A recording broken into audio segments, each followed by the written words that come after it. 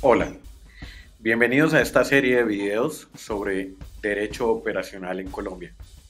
un proyecto desarrollado por el Observatorio de Derecho Operacional de la Escuela Militar de Cadetes General José María Córdoba. A lo largo de esta serie de videos hemos venido hablando acerca de diferentes criterios que hoy concebimos dentro de esta nueva categoría taxonómica del derecho, que es el derecho operacional. Y el día de hoy estaremos hablando de un elemento supremamente importante dentro de las operaciones militares y para el derecho operacional, el cual es el concepto de objetivos militares y de combatientes. Bien, comencemos entonces. Porque para tratar de definir un poco el concepto de participación directa en las hostilidades, debemos circunscribirnos a el protocolo 1 adicional a los a los 4 convenios de Ginebra. También el protocolo 2 lo hace, pero para este video he considerado solamente la definición por el tiempo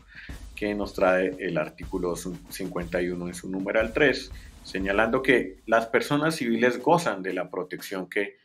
le confiere el derecho internacional humanitario, salvo si participan directamente en las hostilidades y mientras dure su participación. Asimismo, el protocolo 2 en su artículo 13 nos dice que las personas en el marco de los conflictos armados de carácter no internacional gozarán de la protección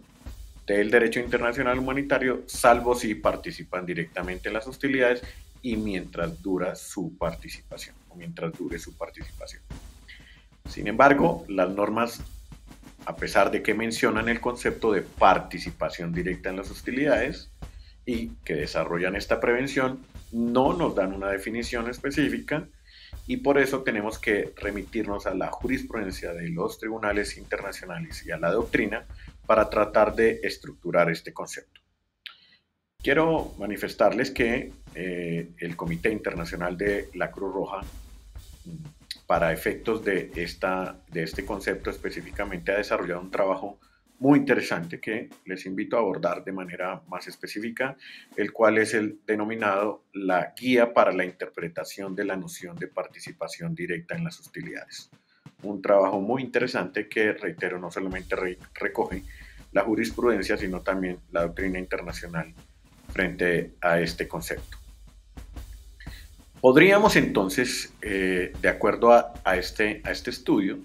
señalar que la participación directa en las hostilidades se remite a aquellos actos hostiles específicos ejecutados por individuos, por personas civiles, como parte de la conducción de las hostilidades entre las partes de un conflicto armado sin ejercer una función continua de combate. ¿Qué quiere decir esto? Sin ejercer una función continua de combate. Esto es que no hace parte de las fuerzas militares, no hace parte de los grupos armados organizados. Reitero, porque esta noción no solamente aplica en conflictos armados internacionales, sino también en conflictos armados de carácter no internacional. Pero este documento del que les hablé, la guía para la interpretación de la participación directa, de la noción de participación directa en las hostilidades, de manera general nos señala que existen tres criterios, porque no cualquiera o no cualquier participación se podría considerar participación directa. Recuerden que si una persona participa directamente, podría ser sujeto de ataque mientras dure su participación. Por eso es importante determinar cuándo una persona podría entonces participar directamente en las hostilidades y reitero la jurisprudencia y la doctrina consolidadas en este estudio del Comité Internacional de la Cruz Roja nos señalan que deben existir tres criterios específicos para identificar cuándo una persona deja de ser persona protegida y pasaría a participar directamente en las hostilidades. Allí se estructuran tres criterios: el umbral de daño, la causación o causalidad directa y el nexo de beligerancia. Cuando se habla del umbral de daño, entendemos que debe existir un acto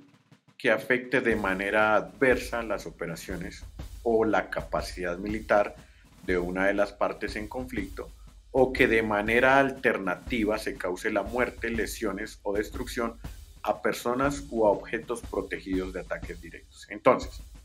entendemos que el umbral de daño es cuando una persona decide desarrollar un acto, una persona que es civil, que no hace parte ni de unas fuerzas militares ni de un grupo armado, pero decide desarrollar una acción que en el momento o a futuro, de manera alternativa, podría causar la muerte, lesiones o destrucción a personas u a objetos protegidos de los ataques directos. En segunda medida, cuando hablamos de la causación directa, el criterio que se describe allí es que debe existir un nexo causal directo entre el acto y el daño. Es decir, que se tiene que ocasionar un daño y que este daño es consecuencia de la acción desplegada por la persona. Es decir, puede resultar directamente del acto o de una operación militar coordinada en la que este acto se constituya en una parte integral. Ya vamos a ver más adelante unos ejemplos, pero piensen ustedes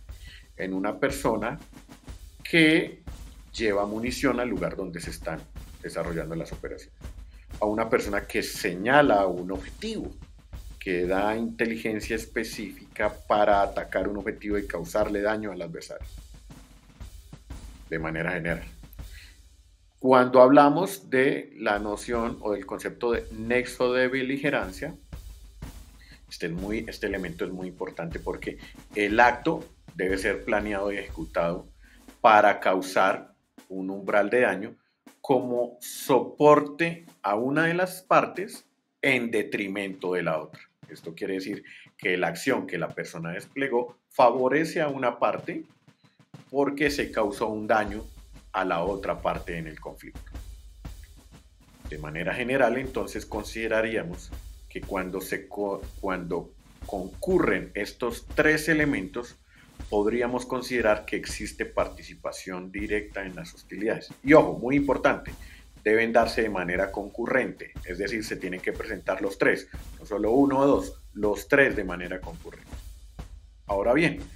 pasemos a identificar algunos ejemplos de lo que podemos. Vamos a tratar de identificar entonces cómo se ha hecho en Colombia para hacer ese proceso de caracterización de grupos armados organizados, entendiendo que en el marco de un conflicto armado de carácter no internacional, la parte adversa a las fuerzas militares son los grupos armados organizados que desarrollan una acción propiamente ilegal y por tanto las fuerzas